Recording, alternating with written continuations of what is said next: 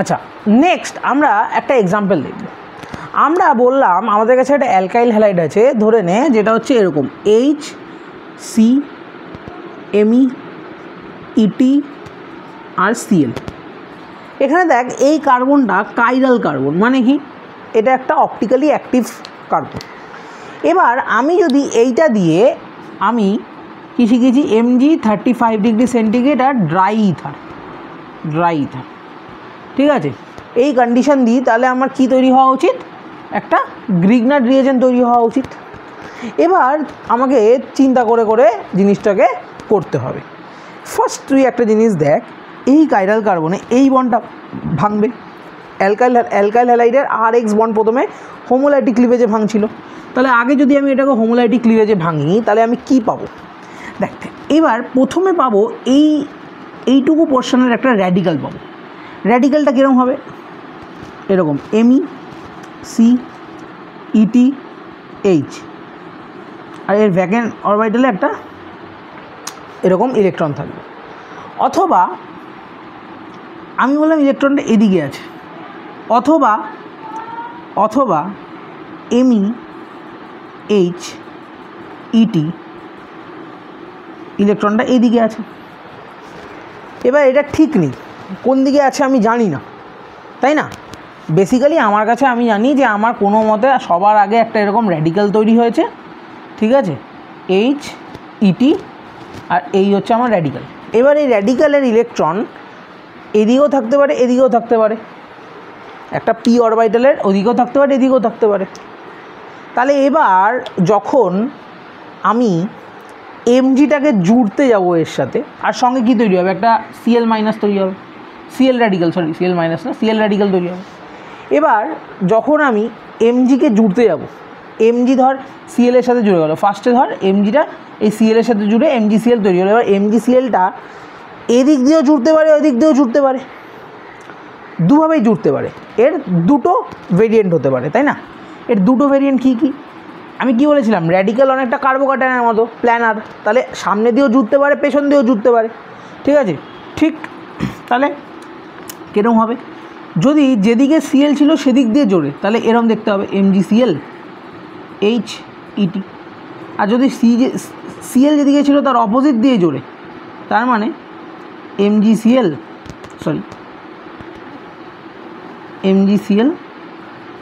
ET H হয়ে যাবে এদিকে, ঠিক আছে। তাহলে দেখ এখনও এটা কাইরাল আছে, এটাও কাইরাল আছে, আর এবং এটার ঠিক কি mirror image, non superimposable mirror image. এটা যদি A হয়, এটা যদি B হয়, এটাও 50% তৈরি হওয়ার চান্স থাকে, এটাও 50% তৈরি হওয়ার চান্স থাকে। তার মানে A আর B এর মধ্যে রিলেশনশিপ কি, A এবং B এর মধ্যে রিলেশনশিপ কি, A অ্যান্ড B আর enantiomer, non superimposable mirror ইমেজকে বলে এনানশিওমার। আর এবং এই A অ্যান্ড B এর মিক্সচারটাকে আমরা কি বলবো, A অ্যান্ড B এর মিক্সচারটাকে আমরা কি বলবো, কি তৈরি হবে, রেসিমিক মিক্সচার। একটা রেসিমিক মিক্সচার তৈরি হয়েছে, ঠিক আছে, রেসিমিক মিক্সচার তৈরি হয়েছে। এবার এটা হচ্ছে মেইন কারণ এটা বলার, ক্লিয়ার? আচ্ছা, তাহলে কি দেখতে পেলাম, যদি কোনো অ্যালকাইল হ্যালাইড থাকে যার একটা মাত্র কাইরাল কার্বন, তাহলে সেখান থেকে প্রডিউস যে গ্রিগনার রিয়েজেন্টটা হবে সেটা একটা রেসিমিক মিক্সচার তৈরি হবে, 50% A 50% B, এবং এই যে A আর B রা কি এনানশিওমার ইন নেচার, আমরা এনানশিওমারিক পেয়ার পাবো, ক্লিয়ার? এটা হলো যখন অ্যালকাইল হ্যালাইডটার একটা কাইরাল কার্বন থাকবে। যদি আমরা আরেকটা এক্সাম্পল নিয়ে দেখাচ্ছি, যদি আমরা একটা এক্সাম্পল নিই, ঠিক আছে,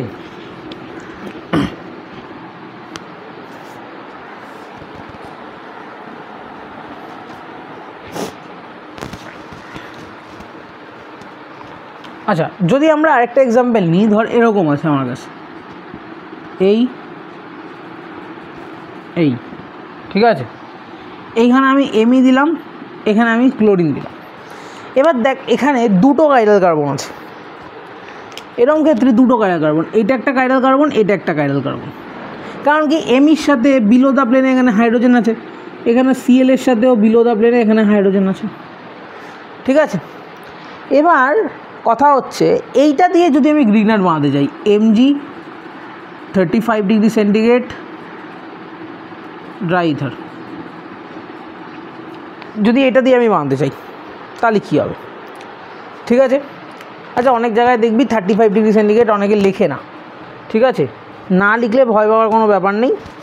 হ্যাঁ, শুধু Mg ড্রাই ইথারও লিখে ছেড়ে দিতে পারে, একই ব্যাপার, কোনো ব্যাপার না। অনেকে টেম্পারেচার লেখে, অনেকে টেম্পারেচার লেখে না। এবার আমি তাহলে ফার্স্ট কি করব, এই ক্লোরিনের এখানে একটা বন্ডটাকে হোমোলাইটিক ক্লিভেজ করে ফার্স্টে কী বানাবো, র্যাডিক্যালগুলো বানাবো। তাহলে এটা র্যাডিক্যালটা দেখতে কেরম হবে, এই র্যাডিক্যাল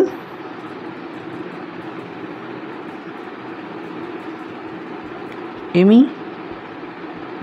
হাইড্রোজেন এইভাবে আছে। এবার এখানে র্যাডিক্যাল যখন তৈরি হয়েছে, ঠিক আছে, তার মানে এখন এই কার্বনটা প্লেনার হয়ে গেছে। এবার MgCl, ঠিক আছে, সামনে দিয়েও ঢুকতে পারে, পেছন দিয়েও ঢুকতে পারে, সামনে দিয়েও ঢুকতে পারে, পেছন দিয়েও ঢুকতে পারে। তার মানে এবার এখান থেকে যদি আমি করতে চাই তাহলে আমি দুটো প্রোডাক্ট পাবো। এই আমি যদি বলি যেদিকে অ্যাবাভ দ্য প্লেনে Cl ছিল, অ্যাবাভ দ্য প্লেনেই MgCl ঢুকছে, অ্যাবাভ দ্য প্লেনেই ঢুকছে, তাহলে MgCl অ্যাবাভ দ্য প্লেনে, হাইড্রোজেন বিলো দ্য প্লেনে, এখানে Me অ্যাবাভ দ্য প্লেনে, হাইড্রোজেন বিলো দ্য প্লেনে। আর যদি আমি বলি MgCl বিলো দ্য প্লেন দিয়ে ঢুকেছে, তাহলে MgCl বিলো দ্য প্লেনে, অ্যাবাভ দ্য প্লেনে হাইড্রোজেন, অ্যাবাভ দ্য প্লেনে Me, বিলো দ্য প্লেনে হাইড্রোজেন। ঠিক আছে, ক্লিয়ার? আচ্ছা, তার মানে এবার এদের দুজনের রিলেশন কি, একটা জিনিস দেখ, hydrogen hydrogen below the plane, একটা হাইড্রোজেন অ্যাবাভ দ্য প্লেন, একটা হাইড্রোজেন বিলো দ্য প্লেন। মনে পড়ে? Same group same side cis, same group opposite side trans, same group same side cis, same group same side opposite side trans. ঠিক আছে, আর এটা র্যাডিক্যালটার সাথে Cl র্যাডিক্যালও তৈরি হয়েছিল, এটাও লিখে দিলাম। আচ্ছা, যাই হোক, তাহলে এইভাবে তৈরি হলো। তার মানে সিস ট্রান্স আর কি, জিওমেট্রিক্যাল আইসোমার্স। এটাদের মধ্যে রিলেশন কি, জিওমেট্রিক্যাল আইসোমার, জিওমেট্রিক্যাল আইসোমার। এরা একে অপরের সাথে এদের রিলেশন কি, geometrical isomer. That's the point. ঠিক আছে, অথবা তুই এদেরকে নন মিরর ইমেজ রিলেশনও আছে এদের, তুই এদেরকে ডায়াস্টিরিওমারও বলতে পারিস, ডায়াস্টিরিওমার। ঠিক আছে, এদের মধ্যে নন মিরর ইমেজ রিলেশনশিপও আছে, তাই এরা ডায়াস্টিরিওমার। তাহলে যে কোনো অ্যালকাইল হ্যালাইড যেখানে দুটো কাইরাল কার্বন আছে, সেখানে আমরা গ্রিগনার যখন তৈরি করব সেটা কী পাবো, জিওমেট্রিক্যাল আইসোমারের মিক্সচার পাবো বা ডায়াস্ট্রোমারের মিক্সচার পাবো। আর যখন একটা ছিল, আগেরটা যেটা দেখালাম, একটা কাইরাল কার্বন ছিল, সেখানে আমরা কী পাবো, যে এনানশিওমারের মিক্সচার পাবো বা রেসিমিক মিক্সচার পাবো, যা দুটো এনানশিওমার পাবো। ঠিক আছে, আচ্ছা, তাহলে এবার একটু কিছু ইম্পর্ট্যান্ট পয়েন্টসের কথা বলে নিই আমরা এর ব্যাপারে। ইম্পর্ট্যান্ট পয়েন্টস কী কী আছে বেসিক্যালি, যে আমরা এইগুলো জানি যে Ri,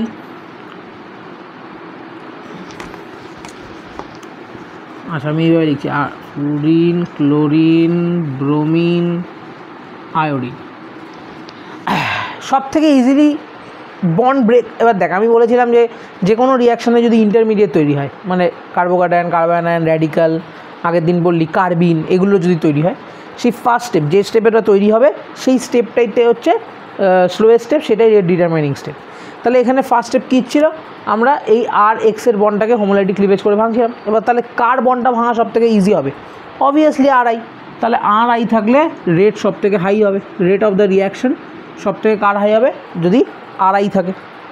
ঠিক আছে, আচ্ছা, তারপরে এটাও তোকে আমি বলেছিলাম, এইমাত্র বলেছিলাম R মাইনাস MgX রয়েছে, একে যদি আমি ওয়াটার দিয়ে দিই, ঠিক আছে, H2O, তাহলে H2O থেকেও কী পাবে, H plus plus OH minus পায়। এবার এই H প্লাসটাই R মাইনাসটা নিয়ে RH অ্যালকেন বানিয়ে দেয়। এটা কী বানিয়ে দেবে, অ্যালকিন বানিয়ে দেবে। ঠিক আছে, ভালো কথা। আর একটা জিনিস কি বলেছিলাম, যে এটা একটা অর্গানোমেটালিক কম্পাউন্ড। ঠিক আছে, অর্গানোমেটালিক কম্পাউন্ড কেন, যে RMgX একটা অর্গানোমেটালিক কম্পাউন্ড, কারণ কার্বন, আর মানে হচ্ছে কার্বন আর Mg হচ্ছে একটা মেটাল। ঠিক আছে, এদের মাঝখানে বন্ড আছে, তাই অর্গানোমেটালিক কম্পাউন্ড, এটাও বলে দিলাম। আর একটা কি মাথায় রাখতে হবে, যে dry ether decreases the reactivity of Grignard reagent by solvation. কি হয় ব্যাপারটা, আমরা জানি গ্রিগনার্ড রিয়েজেন্ট মানে RMg2+X-। এবার ইথার দেখতে কেমন হয়, ROR। ঠিক আছে, ও নেগেটিভ, এগুলোর মাথায় ডেল্টা পজিটিভ ডেল্টা পজিটিভ। এই যে Mg2+, এই Mg2+কে ইথার চারিদিক দিয়ে ও মাইনাসটা, ডেল্টা ও মাইনাস দিয়ে ঘিরে ধরতে শুরু করে, জাস্ট লাইক সলভেশন। এই ঘিরে ধরার ফলে কি হয়, পুরো জিনিসটা একটা চারিদিক দিয়ে ঘিরে দেওয়ার ফলে এটাকে স্টেবিলাইজ করে দেয় এবং ফার্দার রিয়াকশান থেকে আটকায়। তাই জন্য ড্রাই ইথার মিডিয়ামে গ্রিগনার্ড রিয়েজেন্ট খুব স্টেবল থাকে।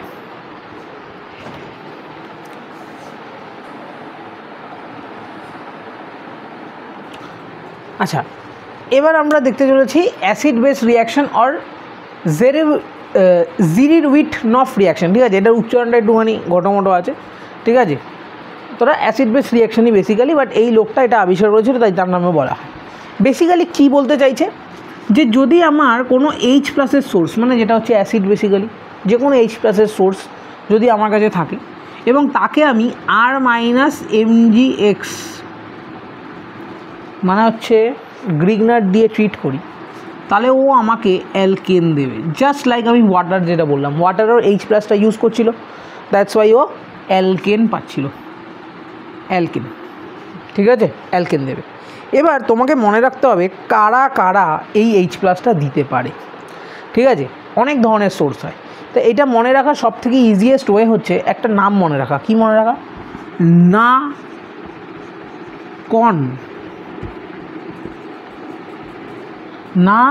কন স্কিউ, না কনস্কিউ।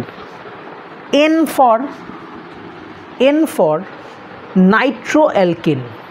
ঠিক আছে, alpha hydrogens of nitroalkane. আমি দেখাবো এটা দেখতে কিরম হয়, আমি সব দেখাবো। A for active methylene compound, active methylene compound. C for terminal alkane. ঠিক আছে, C ফর টার্মিনাল অ্যালকেন। আমি কিভাবে এটা দেখাচ্ছি, টার্মিনাল অ্যালকেন কেন বলছি, সিটাকেই কেন বলছি সেটাও আমি বোঝাবো। ঠিক আছে, প্রথম হচ্ছে C ফর এখানে টার্মিনাল অ্যালকাইন। O for oxygen. ঠিক আছে, O ফর অক্সিজেন যেরকম H2O, ঠিক আছে, বা অ্যালকোহল ROH, এগুলোর কথা বলছো। ঠিক আছে, N ফর নাইট্রোজেন, সব দেখাবো। নাইট্রোজেন যেমন NH4+ হতে পারে। ঠিক আছে, হ্যাঁ তা না এগুলো। সালফার, S ফর সালফার মানে হচ্ছে H2S। ঠিক আছে, H2S এর কথা বলছো বেসিক্যালি। আর কিউ হচ্ছে কোয়াসি অ্যারোমেটিক। ঠিক আছে, কোয়াসি অ্যারোমেটিক।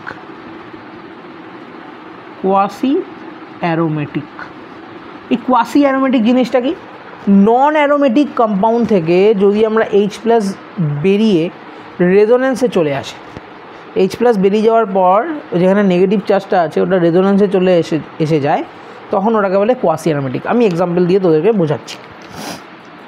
তা এইভাবে তুই যদি মনে রাখিস তাহলে দেখবি তোর এটা কোনোদিন ভুল হবে না।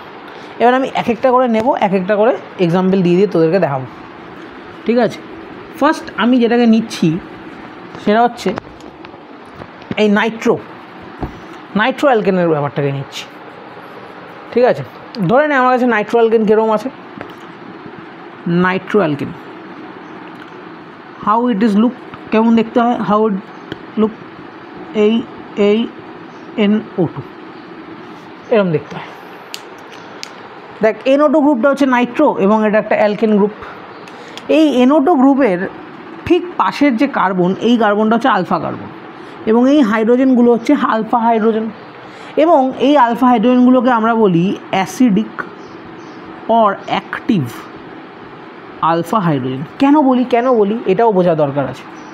যদি আমরা -H+ করে দিই, মানে একটা হাইড্রোজেনকে আমি বের করে নিই, তাহলে কীরকম দেখতে হবে? দেখতো RC8H+ বেরিয়ে গেছে, দুটো ইলেকট্রন দিয়ে গেছে, negative N double bond O এইভাবে আমরা বলতে পারি। ঠিক আছে, এটা হচ্ছে NO2, বেসিক্যালি ভেঙে লিখলে এইভাবে লেখা যায়। দেখতো এই নেগেটিভটা এর সাথে গিয়ে এখানে রেজোনেন্সে চলে যেতে পারে।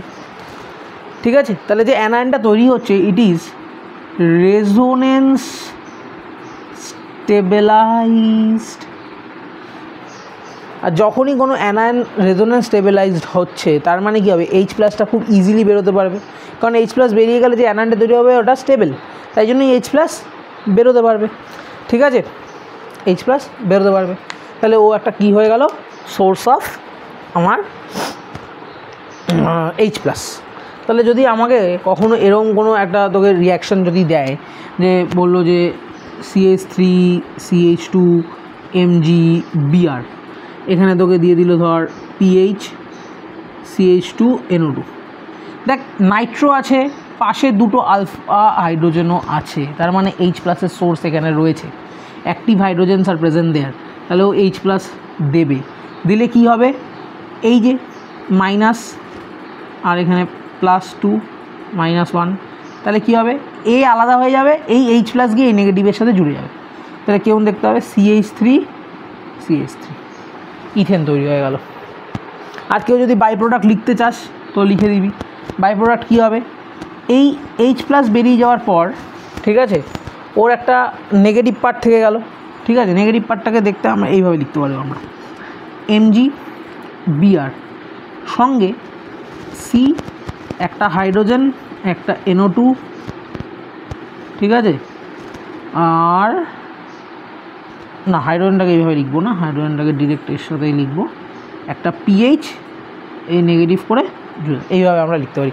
বাট আমাদের এটা লেখার কোনো দরকার নেই, আমাদের মেন ফোকাস হচ্ছে এই অ্যালকেনটা আমরা বানাতে পারছি কি না। ঠিক আছে, তাহলে কী করবো? H+টাকে জাস্ট এই তোমাকে অ্যালকাইল গ্রুপটা, এটা হচ্ছে এটা কি? এটা একটা গ্রিগনার রিয়েজেন্ট, আর গ্রিগনার রিয়েজেন্টের এটা হচ্ছে সেই আর মাইনাসের সাথে H-টা জুড়ে দিলাম। ঠিক আছে, এইভাবে আমরা এটাকে বের করব।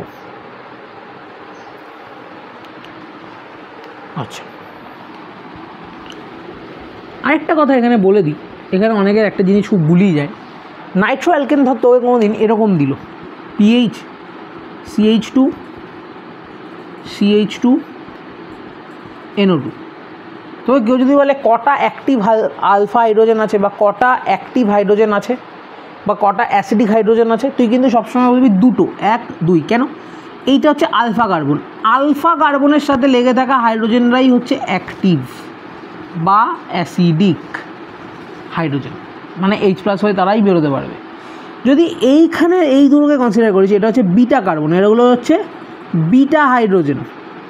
ঠিক আছে, বিটা হাইড্রোজেন এরা কিন্তু অ্যাক্টিভও নয়, এরা কোনোদিনই অ্যাক্টিভ নয়।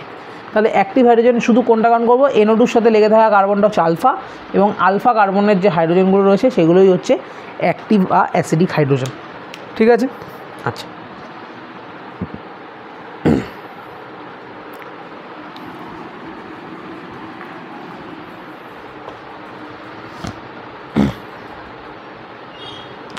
আচ্ছা, আরও একটা প্রশ্ন আমি বলে দিচ্ছি, এটা মাথায় রেখে দিস। যদি কেউ, আমি বললাম যে RCH2 আর এখানে NO2 আছে, তা আমি বললাম যে একটা আলফা হাইড্রোজেন বেরিয়ে গেলে তো এরকম হয়ে যায় RCH নেগেটিভ NO2, দেখলি এখানে রেজোনেন্স গিয়ে ওটা স্টেবিলাইজ করছে। আরেকটাও কি আলফা হাইড্রোজেনকে বের করা যায়, মানে RC-2NO2 এইভাবে করা যায় না? এই স্টেপটা করা যাবে না, কারণ এই অ্যানায়নটা খুব আনস্টেবল হয়ে যাবে, তাই জন্য এই স্টেপটা করা যায়। দুটো আলফা হাইড্রোজেন একসাথে বের করা যাবে না। ঠিক আছে, এটা যেন মাথায় থাকে।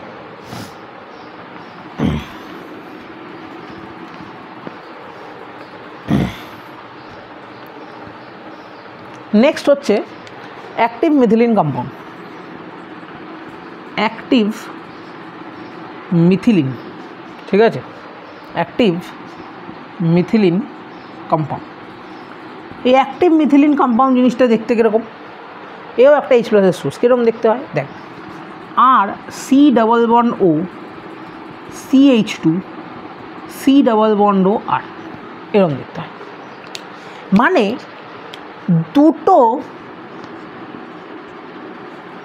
দুটো কার্বনিল কার্বন মানে C ডাবল বন্ড O এর মাঝে যদি একটা CH2 এরকম থাকে, তাহলে এই কম্পাউন্ডগুলোকে বলা হয় অ্যাক্টিভ মিথিলিন কম্পাউন্ড। এবং এই যে CH2 দুটো হাইড্রোজেন, এইটা মারাত্মক অ্যাসিডিক হাইড্রোজেন বা অ্যাক্টিভ হাইড্রোজেন, যেটা তোর পছন্দ হবে সেটা বলবি। খুব ভালো। কেন কেন দেখ, তুই একটা হাইড্রোজেনকে বের করে দে, আর C double bond O CH, এবারে কী হলো মাথায় minus C double bond O R, এইভাবে তৈরি হলো। একটা ধর -H+ করলাম, একটা হাইড্রোজেনকে বের করে দিলাম H+ করে। তার ফলে কী হচ্ছে দেখ, নেগেটিভ। এবার নেগেটিভ চার্জটা দেখ, এদিকেও রেজোনেন্সে যেতে পারে চাইলে, এদিকেও রেজোনেন্সে যেতে পারে চাইলে, তাহলে হাইলি রেজোনেন্স স্টেবিলাইজড হয়। And that's why it is a very good source of acidic hydrogen বা H+-এর মারাত্মক ভালো সোর্স। তাহলে তোকে যদি কোনোদিন কেউ প্রশ্ন দেয়, কোনো গ্রিগনার রিয়েজেন্টের সাথে একটা এরকম অ্যাক্টিভ মিথিলিন কম্পাউন্ড দিয়ে দিল, সঙ্গে সঙ্গে আমার কী করতে হবে, বুঝতে হবে যে H+-এর সোর্স দিয়েছে, তার মানে আমি কী করব, অ্যালকাইল গ্রুপটার সাথে একটা হাইড্রোজেন জুড়ে দেবো। তাহলে দেখ কীরকমভাবে করবো, একটা এক্সাম্পল দেখাই। ধর তোকে একটা এক্সাম্পল দিলাম, CH2 MgBr এর সাথে আমি একটা অ্যাক্টিভ মিথিলিন কম্পাউন্ড দেখাচ্ছি। আচ্ছা, এইটাও কিন্তু অ্যাক্টিভ মিথিলিন কম্পাউন্ড। দেখ এই ডাবল বন্ড দেখ, এই মাঝখানে CH2 আছে না, এই মাঝখানে CH2 আছে, তো এটাও একটা অ্যাক্টিভ মিথিলিন কম্পাউন্ড, তার মানে H+-এর সোর্স দেবে। এবার তো আমি কী বলেছি, অ্যালকাইল গ্রুপটাকে আমাকে আইডেন্টিফাই করতে হবে, this is the alkyl group. তাহলে আর PH CH2 নেগেটিভ, এটাই আর গ্রুপটা, তাহলে PH CH3 হয়ে যাবে, PH CH3 হয়ে যাবে, একটা H+ পেয়ে যাবে, দিয়ে CH3 হয়ে যাবে। ঠিক আছে, এটা হয়ে গেল আমার অ্যাক্টিভ মিথিলিন কম্পাউন্ড। আচ্ছা, নেক্সট হচ্ছে টার্মিনাল অ্যালকাইন। টার্মিনাল অ্যালকাইন, এই টার্মিনাল অ্যালকাইন জিনিসটা কী ভাই? টার্মিনাল অ্যালকাইন হলো, ধরে নে আমার কাছে একটা RC ট্রিপল বন্ড CH, মানে এরপরে আর কিছু নেই, চেনে আর কিছু নেই, এদিকে আছে এদিকে আর নেই, এটা দেখ লাস্ট একটা হাইড্রোজেন রয়েছে। এই হাইড্রোজেনটা অ্যাসিডিক হয়। কেন অ্যাসিডিক হয়? যদি ও H+ বের করে দেয়, ঠিক আছে, যদি ও H+ বের করে দেয়, -H+ করে আমি H+ বের করে দিচ্ছি, তখন আমার কী হবে, RC ট্রিপল বন্ড C, এই C এর মাথায় নেগেটিভ। এবার এই Cটা কি, sp হাইব্রিডাইজড, 50% S ক্যারেক্টার, মানে ইলেকট্রোনেগেটিভিটি মারাত্মক হাই। এবং ইলেকট্রোনেগেটিভিটি হাই হলে তার মাথায় নেগেটিভ চার্জ কী হয়, স্টেবল হয়ে যায়। নেগেটিভ চার্জটা কী হয়, স্টেবল হয়ে যায়। দ্যাটস ওয়াই এও একটা সোর্স অফ ভালো H+। তার মানে ধরো তোকে যদি কোনো আমি সিম্পল এক্সাম্পল CH2 MgBr, আর সঙ্গে যদি আমি দেখতে পেলি যে এরকম CH3C ট্রিপল বন্ড CH এরকম কিছু একটা রয়েছে, ঠিক আছে, তো কী করবি, জানবি এটা H+-এর সোর্স, তাহলে তোকে আইডেন্টিফাই করতে হবে এখান দিয়ে অ্যালকাইল গ্রুপটা CH2 মাইনাস ছিল, তাহলে করে দে CH3 হবে, তাহলে CH4 হয়ে যাবে। মানে আমার কী হলো, মিথেন তৈরি হয়ে গেল। আমরা এইভাবে এটাকে করতে পারি, ঠিক আছে। আর দেখ ভাই, অক্সিজেনের সোর্স আর কী বোঝানোর আছে, ঠিক আছে। অক্সিজেনের source can be many thing, যেরকম H2O-কে ভাঙলে পাবি H+, OH-, তাহলে H+-এর সোর্স আছে, ঠিক আছে, OH-, H+-এর সোর্স আছে। অ্যালকোহল ROH, এটাকে ভাঙলে পাবি RO- + H+এর সোর্স আছে। অথবা তুই ভাঙতে পারিস C ডাবল বন্ড OOH, মনে হচ্ছে অ্যাসিড, মানে কোনো কার্বক্সিলিক অ্যাসিড, তাহলে এটা ভাঙলে পাবি C double bond OO- + H+ পেয়ে গেলাম। এটাও একটা source of H plus, but কোথা থেকে আসছে? সব অক্সিজেনের সাথে লেগে থাকা, অক্সিজেনের সাথে লেগে থাকা হাইড্রোজেনগুলোই হচ্ছে এখানে এইচ প্লাসের সোর্স। ঠিক আছে, তা যে কোনোভাবে আমাকে পরীক্ষায় আসতে পারে, আমাকে লিখতে হতে পারে।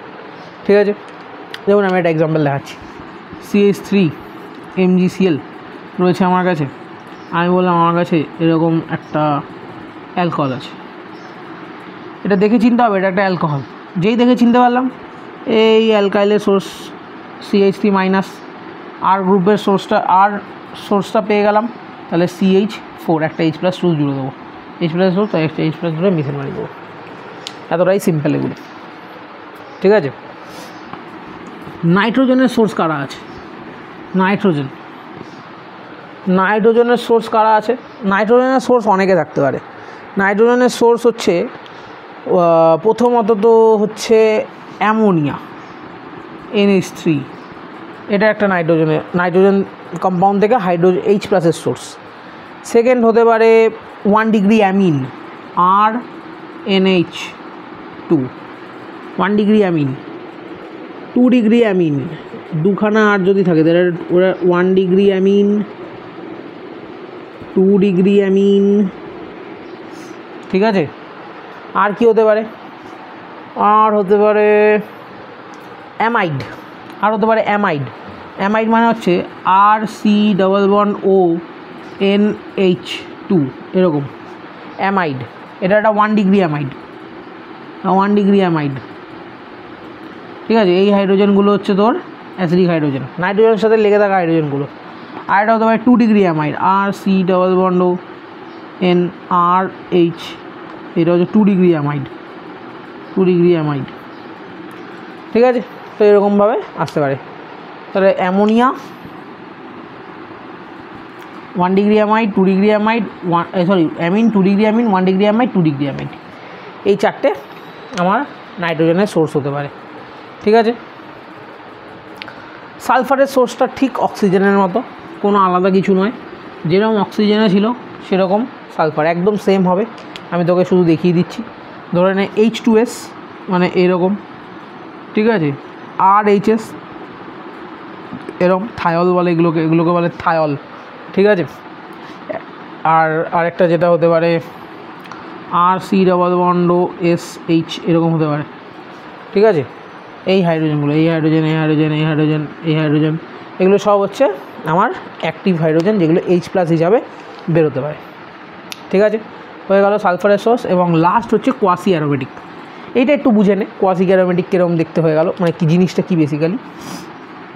ধরে নে আমার কাছে এরকম একটা কম্পাউন্ড আছে এই, ঠিক আছে, এর থেকে এখানে যে দুটো হাইড্রোজেন আছে, এই একটা হাইড্রোজেন আমি বের করে দিলাম। তা একটা H+ যদি আমি বের করে দিই, H+ যদি বেরিয়ে যায়, তাহলে এখানে কী হবে? নেগেটিভ চার্জ চলে আসবে। এবং নেগেটিভ চার্জটা দেখ, এবার এটা কী ছিল? 1 2 3 4 সাইক্লিক প্রোডাক্ট, এবং এখানে একটা sp3 কার্বন ছিল, সেই কারণে এটা হয়ে গেল নন অ্যারোমেটিক। যেই নন অ্যারোমেটিক হলো, আমি দেখবি একটা H+ যদি সরিয়ে দিই, তাহলে 1 2 3 4 5 6, এখানে ছিল 4 পাই ইলেকট্রন, এখানে হয়ে গেল 6 পাই ইলেকট্রন। তাহলে এটা হয়ে গেল 4n+2 এর সাথে, আর এটা হয়ে গেল 4n পাই ইলেকট্রন, আর এটা 4n+2 পাই ইলেকট্রন হয়ে গেল। তার ফলে এটা কী হয়ে গেল? এটা হয়ে গেল সাইক্লিক। রেজোনেন্সও আছে, নেগেটিভটা এখানে যাবে, রেজোনেন্স হবে, এখান থেকে এখানে যাবে, এটা এখান থেকে এখানে যাবে, এখান থেকে এখানে যাবে, রেজোনেন্স হবে। সেই রেজোনেন্সটাও প্রেজেন্ট আছে, এবং 6 পাই ইলেকট্রন আছে। তাহলে এটা হয়ে গেল অ্যারোমেটিক। অ্যারোমেটিক মানে মোর স্টেবল। তাহলে সবসময় এটা এই স্টেটে থাকতে পছন্দ করবে, এই স্টেটে থাকতে পছন্দ করবে না। তাহলে সবসময় H+ ছাড়ার জন্য, ও ব্যাকুল হয়ে থাকবে। তাহলে এই quasi aromatic products are very good source of H+, কারণ ওরা H+ ছেড়ে দিলেই অ্যারোমেটিসিটিতে কনভার্ট হয়ে যায়, অ্যারোমেটিক কম্পাউন্ডে কনভার্ট হয়ে যাচ্ছে। ঠিক আছে, আচ্ছা, এটা হয়ে গেল কোয়াসি অ্যারোমেটিক কম্পাউন্ড। ঠিক আছে।